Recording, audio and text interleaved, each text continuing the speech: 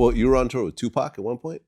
Yeah, that's with Digital Underground. Yeah, he was, you know, like dancing, and you know, kind of just do a little jack of all trades, you know, carrying equipment, doing whatever. He was you a know what I'm roadie. saying? Huh? Yeah, he was roadie. Yeah, but he probably did like 3, 4, 5 different things. You know what I mean? Chasing bootleggers, like, you know, whatever. That's the thing on Tupac. Tupac was down for anything.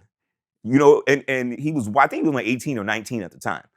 And this is the tour with Digital Underground, Heavy D and the Boys, Public Enemy, us, a couple other groups too. It was the biggest tour of it was either 89 or 90, or 90 or 91, one of those tours, because, you know, Chuck always called us every year. So PE had the biggest tours like every summer, and, you know, they would always call us, and so Pac was there, and we, you know, you noticed him right away because he was all over the place, and down for anything.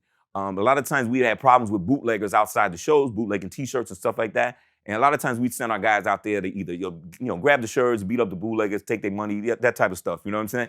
And he was always down for that. You know, he didn't care if it was his group or not. If he was getting bootlegged or Kid 'n Play was getting bootlegged, he's like, yo, let's go get these motherfuckers. Where they at? Let's ride with these dudes. Whoop-de-whoop. He was down for whatever. And that, you know, that's the kind of energy that he brought to the table. Matter of fact, one time, and I have footage of this too. We were gonna beat up one of the guys in our crew, one of our dancers, because he was playing a lot of practical jokes. And finally, we was fed up. We was just like, yo, let's just go, you know, not hurt him, but, you know, we would do shit like strip off all your clothes and whip your ass and, you know, type shit. So we were on our way to do it. There was a bunch of me, Play, DJ Wiz. We're all headed to this dude's room. His name was Peekaboo. He was a dancer, great dancer. And we run into Pac on the way. And he's like, yo, where y'all going? He said, man, we get ready to beat Peekaboo's ass. He said, what? He's like, whoa. He's like, and he goes with us. He goes with us.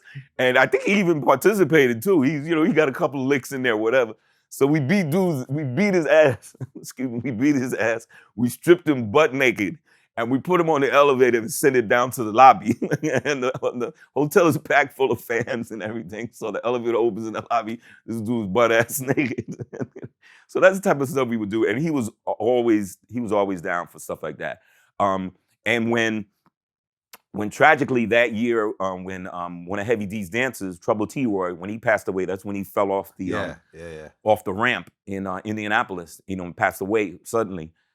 That broke up Tupac. Tupac was particularly upset. You know, I remember seeing him at memorial services and stuff like that, and he was just very, very upset and, you know, punching walls and stuff like that. But he was just very passionate about everything, and that obviously that played out throughout his life. But yeah, I remember him. That was a wild boy, man. He was a wild boy.